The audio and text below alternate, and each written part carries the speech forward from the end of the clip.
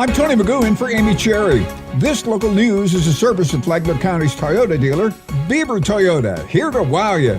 At the Palmco City Council meeting yesterday morning, one thing wasn't found on the agenda. Mayor Holland has voiced her displeasure with not receiving information in a timely manner.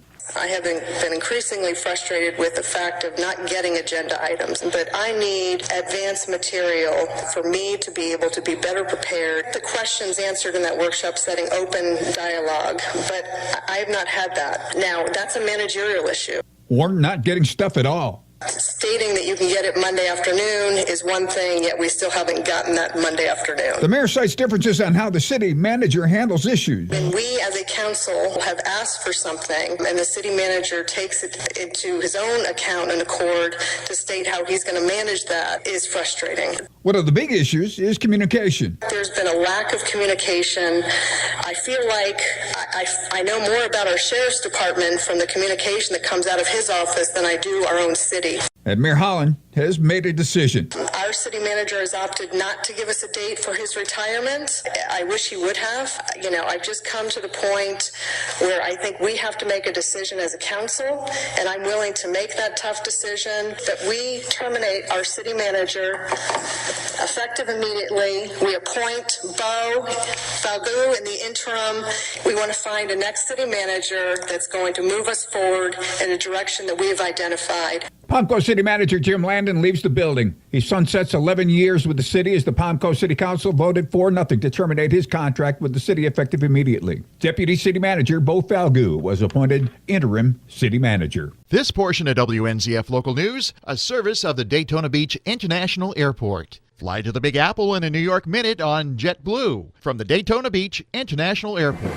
Yesterday, the Flagler County Sheriff's Office hosted a multi-agency training session on prescription opioids, opioid investigations, and overdose response at the Emergency Operations Center. The class was presented by a partnership between the FCSO, the Miami Division of the DEA, the United States Attorney's Office for the Middle District of Florida, and the St. Petersburg College Center for Public Safety Innovation. The course, presented by DEA special agents and staff, was taught to teach first responders how to respond and investigate drug overdoses and enforcement encounters. The class also provided excellent information about the opioid epidemic facing Florida and the U.S. and its effects so that law enforcement officers, crime scene and evidence technicians, and other first responders are prepared for these cases. Sheriff Rick Staley said, "We're honored to partner and host this training for not only our deputies and evidence technicians, but for officers from neighboring agencies. The opioid epidemic affects everyone, and we are doing everything we can locally to fight this national epidemic."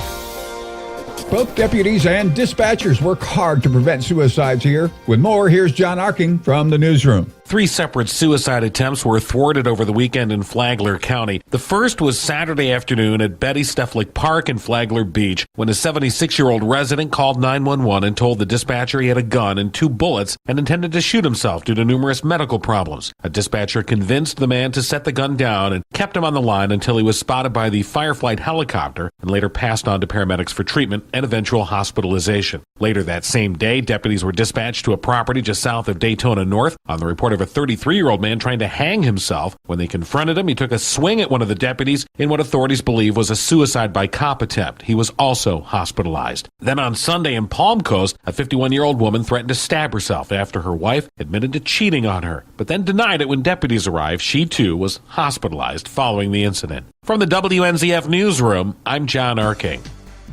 The stormwater rates in the city of Palm Coast are going up to $15.55 a month next year from $11.65 currently, a rate that was set back in 2013. And more increases are coming each year until the city tops out at $23.95 in 2024. The city voted 4-0 yesterday to approve this change. A council representative said that for the last 5 years, the rate has remained the same. And for that reason, the city is losing ground. He also said the infrastructure is like grandpa, not getting any younger, and grandma may be getting a new boyfriend. 2 consulting firms were hired to study the city's stormwater issues and to look at rate options for the city. The option the city council chose would bring in almost $75 million in revenue between 2019 and 2024. The recent rain events we've had in these last couple of years really highlighted the need and some concerned areas that we need to look at, city construction manager said. With money from the rate increase, the city will be able to undertake a series of projects they would not otherwise be able to fund. And now you're up to date. I'm Tony Magoo.